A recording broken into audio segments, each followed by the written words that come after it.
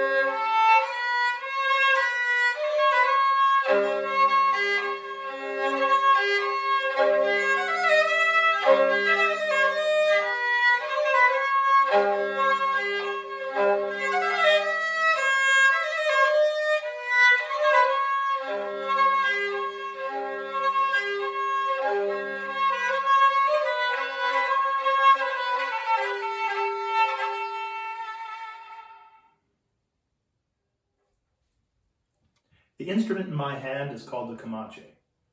The word Comanche means small bow or little hunting bow. This bow isn't necessarily that small, but it is very unique. The one feature of this bow that makes this instrument very tricky to play in the beginning is the fact that there's no tension in the hair. This is Mongolian horsehair, and it's the job of the player to create tension with the bow hold.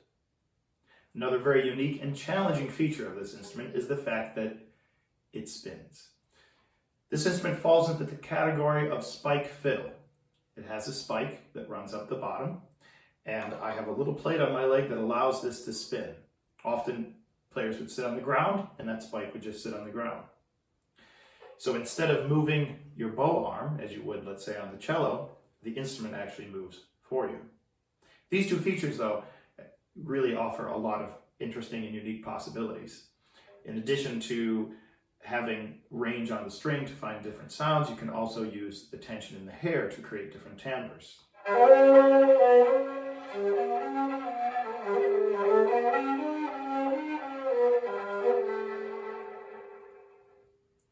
And the fact that you can spin it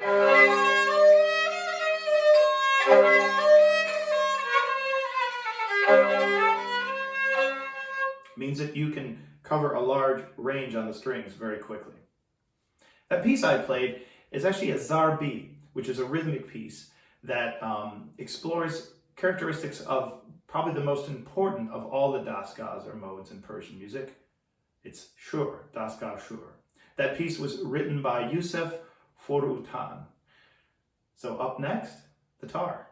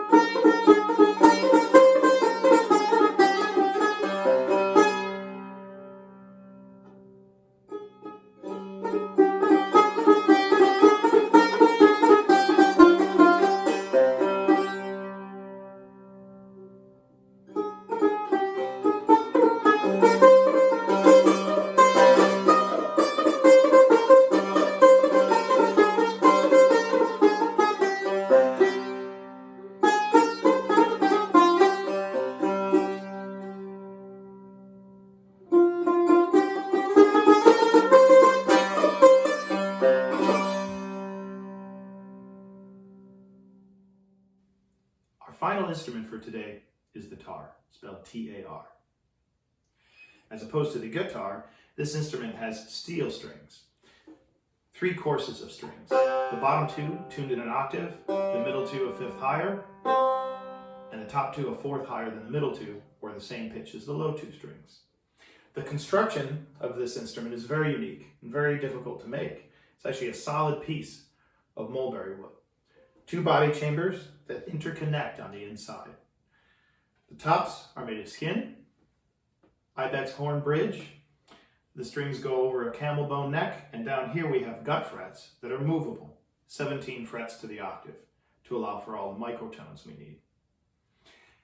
The plectrum is also very unique. This one is a brass talon encased in beeswax, and the beeswax conforms to the player's hand over time as you play. That piece that I played, Bastaniga, is a section of the Radif, and that is from the Daska Abuata, or Avaz Abuata, which is a smaller section of the Radif. The Radif is an extremely important piece of Persian classical music. It's a collection of over 250 melodies that a musician must memorize and master before being considered an ostad, or a master musician. I thank you for taking the time today to watch this video and explore Persian music with me. We've just touched the surface, and I hope you'll explore a little bit more on your own. Thank you.